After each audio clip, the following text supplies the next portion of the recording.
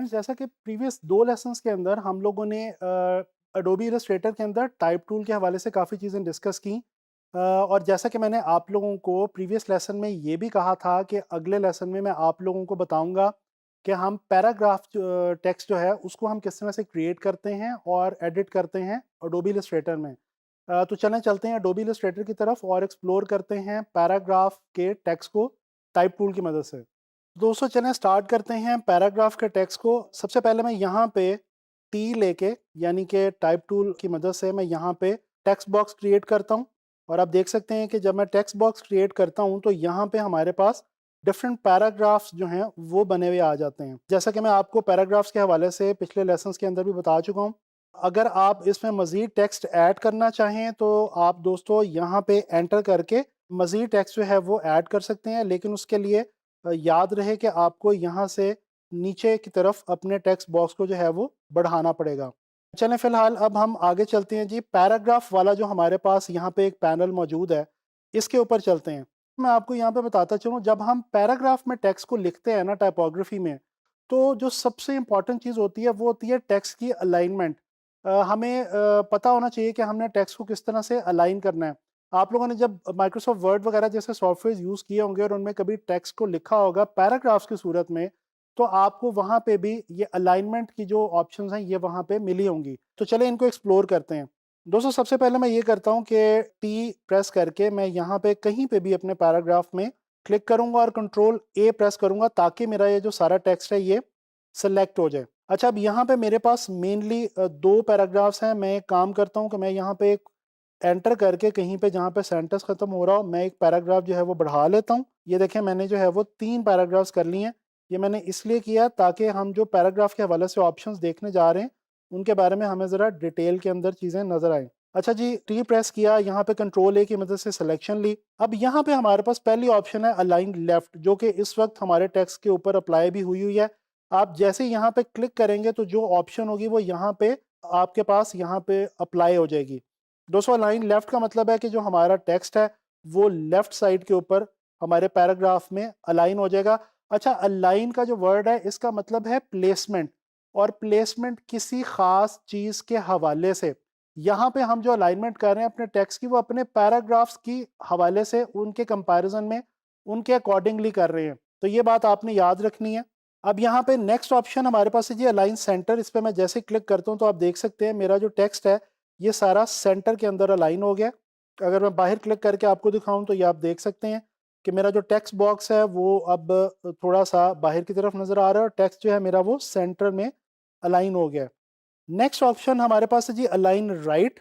जैसे ही हम align right पे क्लिक करते हैं तो आप देख सकते हैं यहाँ पे ये सारा टेक्स्ट राइट साइड पे पैराग्राफ में अलाइन हो चुका है।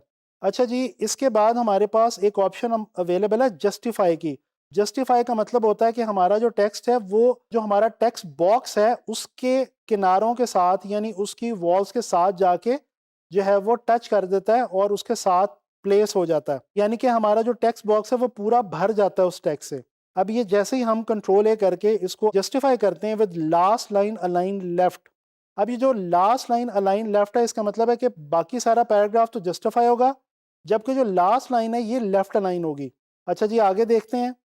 Justify with last line align centre, इसका क्या मतलब है कि बाकी सारा पैराग्राफ जो है वो जस्टिफाइड है, कॉर्नर्स के ऊपर है, और जो लास्ट लाइन है पैराग्राफ की, हर पैराग्राफ की याद रखें ये हर पैराग्राफ की लास्ट लाइन के साथ ऐसे ही होगा, वो इस वक्त सेंटर अलाइन हो गई है। इसके बाद हमारे पास ऑप्शन है कि हम जस्टिफाई कर सकते हैं लास्ट लाइन को राइट अलाइन के साथ, यानी कि हमारी जो लास्ट लाइन है वो राइट एज के ऊपर पैराग्राफ में जाके अलाइन हो जाएगी।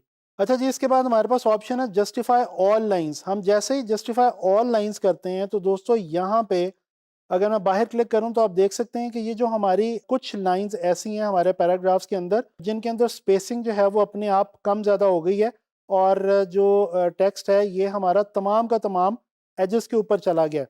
तो आम तौर पे पैराग्राफ के साथ जब हम पैराग्राफ को डील कर रहे हो, फॉर्मेट कर रहे हो, तो प्रेफर ये किया जाता है कि ऑल जस्टिफाई करने की बजाय आप जो है justify with last line aligned left या राइट की जो ऑप्शन है उसको चूज़ करें, तो आपका जो टेक्स्ट है वो ज़्यादा बेहतर तरीके से यहाँ पे नज़र आएगा। अच्छा जी, इसके नीचे हमारे पास कुछ और मज़ीद ऑप्शंस हैं, इनको ज़रा स्टडी कर लेते हैं। Left indent. दोस्तों ये इंडेंट का मतलब ये है कि अगर मैं लेफ्ट इंडेंट की वैल्यू को बढ़ाता हूं तो मेरा जो टेक्स्ट है, पैराग्राफ है, वो लेफ्ट साइड से बॉक्स में अंदर की तरफ आना शुरू हो जाएगा।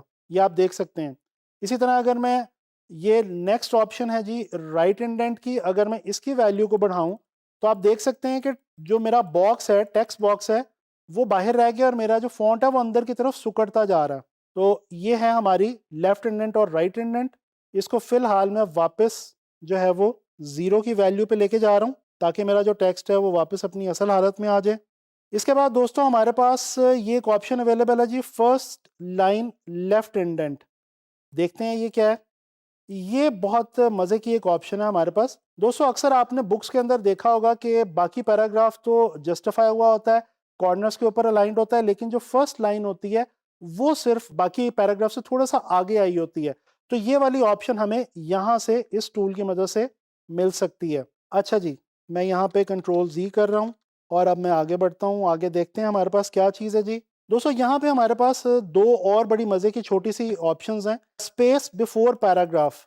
दोस्तों अगर हम चाहें कि हमारे जो पैराग्राफ्स हैं उनके बीच में इक्वल स्पेसिंग ऐड हो जाए तो हम इस वाली ऑप्शन को चूज़ करते हैं। ये 10 मैंने स्पेस जो है वो लगा दिया, तो आप देख सकते हैं कि मेरा जो टेक्स्ट है, पैराग्राफ्स हैं, उनके तमाम पैराग्राफ्स के बीच में एक जितनी इक्वल बैलेंस स्पेस आ गई है। इसी तरह से अगर मैं इसके जो सामने हमारे पास है जी स्पेस आफ्टर पैराग्राफ, पहली वाली ऑप्शन को मैं 0 कर रहा हूँ और अब ये जो दूसरी ऑप्शन है स्पेस आफ्टर पैराग्राफ की, इसको मैं बढ़ा रहा हूँ। बेसिकली ये दोनों काम एक ही करते हैं, तो बेशक आप बिफोर में ऐड कर लें या आफ्टर में ऐड कर लें, मकसद उसका वही है और उससे काम जो है वो वही लिया जाएगा। अच्छा जी, मैं यहाँ पे टेक्स्ट का साइज थोड़ा सा बढ़ा रहा हूँ, इसको मैं लेके जा रहा हूँ जी 10 से 14 पे और मैं वापस आता हूँ पैराग्राफ पे। यहाँ पे एक चेक लगा हुआ है हाइफनेट। अगर मैं इसको अनचेक करूँ तो आप देखें यहाँ पे वो वर्ड्स जो कि, वापस मैं चेक करता हूँ, यहाँ पे कुछ वर्ड्स डैश की मदद से जो कि इनकम्प्लीट रह गए थे वो डैश की मदद से आगे चले गए हैं और आधा वर्ड स्प्लिट होके नेक्स्ट लाइन में चला गया। अगर हम ये हाइफनेट के ऑप्शन को अनचेक कर दें तो दोस्तों ये जो वर्ड्स हैं हमारे वो पूरे पूरे एक लाइन के अंदर आ जाएंगे और ये टेक्स्ट हमारा जो है ये थोड़ा सा चेंज हो जाएगा। अच्छा जी, ये तो थी हमारी पैराग्राफ टेक्स्ट के हवाले से जो ऑप्शंस हमने स्टडी करनी थी टाइप टूल को लेके। अब मैं कुछ और टाइप टूल के अंदर दो तीन इंपॉर्टेंट ऑप्शंस हैं, इनको आपको बताना चाह रहा हूँ। एक ये हमारे पास ऑप्शन है जी एरिया टाइप टूल। जैसे कि हम ये टाइप वाले टूल पे आके क्लिक करते हैं, होल्ड करके रखते हैं, तो हमारे पास आता है जी एरिया टाइप टूल। ये एरिया टाइप टूल क्या है दोस्तों? मैं यहाँ पे एक स्क्वायर ले रहा हूँ और यहाँ पे मैं एरिया टाइप टूल लेके इसके कॉर्नर पे आके क्लिक करता हूँ। आप देख सकते हैं कि जैसे ही मैंने इसके कॉर्नर पे आके क्लिक किया है तो ये जो मेरा टेक्स्ट था ये मेरे इस बॉक्स के अंदर जो है वो फिल हो गया है।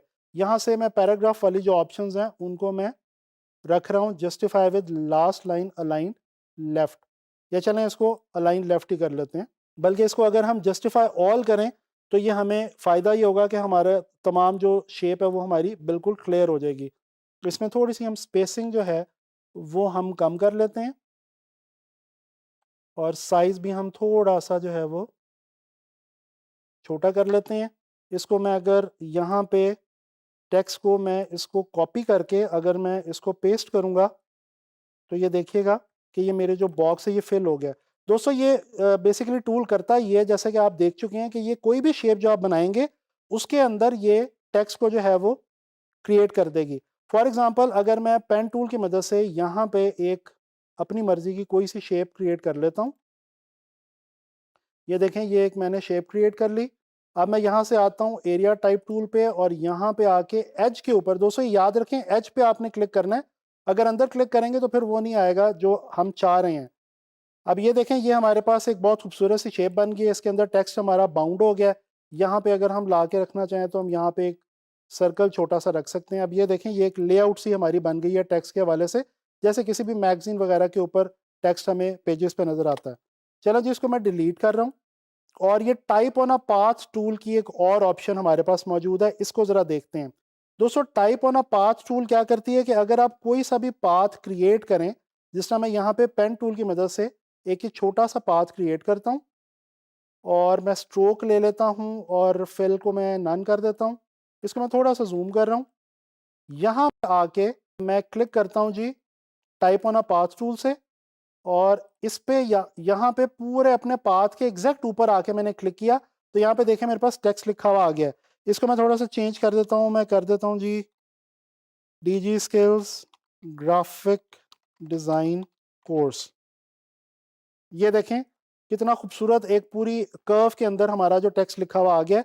अब यहाँ पे एक और इम्पॉर्टेंट चीज़ है, मैं आपको बताता चलूँ। डायरेक्ट सिलेक्शन टूल मैं पिक करता हूँ, यहाँ पे ये मुझे कुछ लाइन सी नज़र आ रही हैं दोस्तों। ये जो मेरे पास लाइन है, इसको अगर मैं पीछे की तरफ लेके आऊँ तो ये देखें मेरा ये जो टेक्स्ट है ये पाथ पे पीछे की तरफ आ गया है। इसी तरह से डायरेक्ट सिलेक्शन टूल की मदद से मैं इस वाली अगर कर्व को थोड़ा सा लाइन को आगे लेके जाऊं तो ये देखें मेरा फॉन्ट जो है वो टेक्स्ट जो है वो आगे की तरफ चला जाएगा। बेसिकली इस ऑप्शन के थ्रू आप क्या कर सकते हैं कि अपने टेक्स्ट को पाथ के ऊपर अपनी मर्जी से प्लेस कर सकते हैं। जिस तरह अगर मैं यहाँ पे सेंटर वाली ऑप्शन से लेके इसको मैं इस तरह से मूव करने की कोशिश करूँ तो आप देख सकते हैं मेरे पाथ के ऊपर जहाँ मैं चाह रहा हूँ मेरा जो टेक्स्ट है वो मूव करता जा रहा है। अच्छा, ये बाकी टेक्स्ट मुझे इसलिए नहीं नज़र आ रहा, ये रेड एरो की मुझे ऑप्शन आ रही है क्योंकि यहाँ पे जो है वो तो मेरा टेक्स्ट जो है वो थोड़ा सा एक्स्ट्रा हो गया, पाथ छोटा रह गया और टेक्स्ट बड़ा हो गया। तो दोस्तों इस तरह हम पाथ बना के कोई भी उसके ऊपर टेक्स्ट को प्लेस कर सकते हैं। अच्छा, यहाँ पे एक ऑप्शन है, ये ज़्यादा यूज़ नहीं होती लेकिन मैं जल्दी से आपको क्विक ओवरव्यू देता हूँ। वर्टिकल टाइप टूल, ये बेसिकली टाइप टूल जो है वर्टिकल टाइप टूल, ये वर्टिकली टेक्स्ट को जो है वो टाइप करता है। और इसी तरह से यहाँ पे वर्टिकल एरिया टाइप टूल है, ये हम किसी भी एरिया के ऊपर यानी किसी भी शेप के ऊपर यहाँ पे सर्कल ले लेते हैं और यहाँ पे आके अगर क्लिक करेंगे तो आप देखेंगे कि ये देखें वर्टिकल जो टाइप है वर्टिकल टेक्स्ट उसमें एंटर हो जाएगा। इसको मैं डिलीट कर रहा हूँ। एक आखिरी चीज़ जो मैं आपको इंपॉर्टेंट यहाँ पे बताना चाहता हूँ पैराग्राफ के हवाले से, वो ये कि हम बाज़ औक़ात कॉलम के अंदर टेक्स्ट को लिखते हैं। फ़र्ज़ किया ये मैंने एक कॉलम लिया, ठीक है? अगर इस कॉलम को मैं कॉपी करना चाहूँ तो मैं इसको कंट्रोल C कंट्रोल V कर सकता हूँ, लेकिन यहाँ पे ये देखें हम इस कॉलम को बड़ा या छोटा कर सकते हैं अपनी मर्ज़ी से। दोस्तों कॉलम के अंदर टेक्स्ट हम इसलिए लिखते हैं क्योंकि समटाइम्स जो टेक्स्ट जिस तरह अखबार के अंदर पढ़ा जाता है, स्ट्रेट हॉरिजॉन्टल लाइन के अंदर टेक्स्ट अगर ज़्यादा हो तो वो पढ़ते हुए कंसंट्रेशन डिस्टर्ब हो जाती है, इसलिए कॉलम के अंदर हम जो है वो टेक्स्ट को लिख सकते हैं। तो इसको अगर मैं यहाँ पे ऑल्ट होल्ड करूँ और शिफ्ट होल्ड करूँ तो मैं इस कॉलम को जो है वो रिपीट भी कर सकता हूँ। इस तरह से हम डिफरेंट किस्म के कॉलम्स जो हैं वो यहाँ पे क्रिएट कर सकते हैं। तो ये आपने देखा कि पैराग्राफ टेक्स्ट को हम किस तरह से डील करते हैं और कुछ और ऑप्शंस मैंने आपको टाइप टूल के हवाले से भी आज बताई हैं।